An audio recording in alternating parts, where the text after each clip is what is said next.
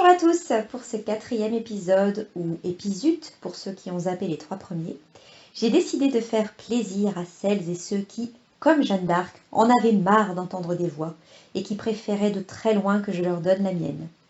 Qu'à cela tienne, la voilà, la voici, la voix do ré mi fa sol, et la tout sans quinte juste.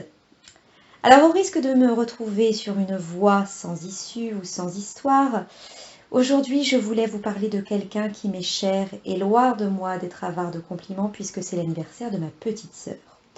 Donc pour qu'elle souffle ses bougies, j'ai plutôt l'intérêt d'être pleine d'inspiration. Si au cours de ce texte, vous vous trouvez perdu ou si vous me trouvez perché ou perchiante, c'est permis. L'important, c'est que vous ne perdiez pas le film de la vie de cette jeune comédienne de haut talon qui, j'en suis sûre, deviendra une pointure. Pour celles et ceux qui me connaissent, vous savez que je ne suis pas du genre à m'exonérer d'impôts d'anniversaire. Et pour celles et ceux qui croient savoir qui je suis, eh bien je leur répondrai tout simplement que je suis la sœur de Violette. Et je précise sa sœur aînée et non sa paire, car il n'y en a pas deux. Mais vous pouvez aussi m'appeler le brouillon, le prototype, la maquette, vu ma taille, l'essai, le premier jet. En tout cas, si pour mes parents je n'avais été qu'un coup d'un soir, Violette est sans conteste le coup de théâtre pour toute la famille.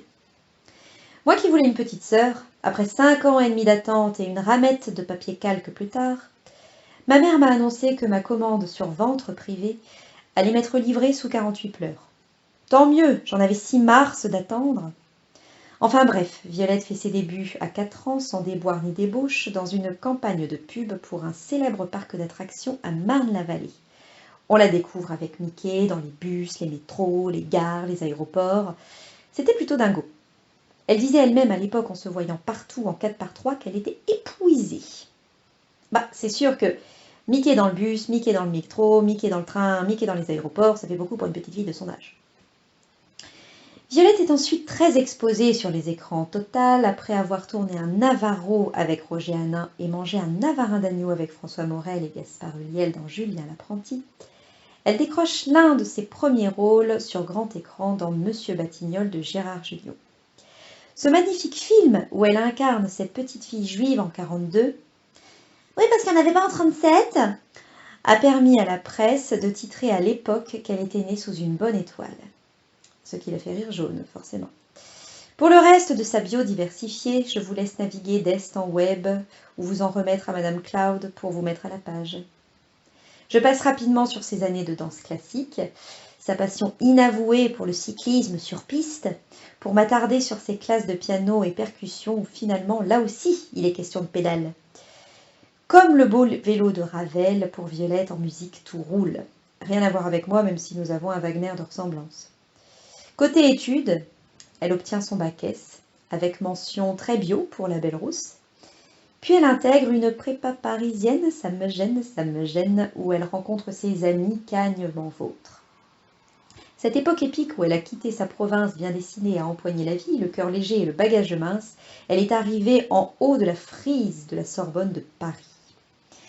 Même si après son bac, notre premier violon a tourné le dos à Rossini, elle n'a jamais perdu de vue ses amis car c'est bien connu, le violoncelle.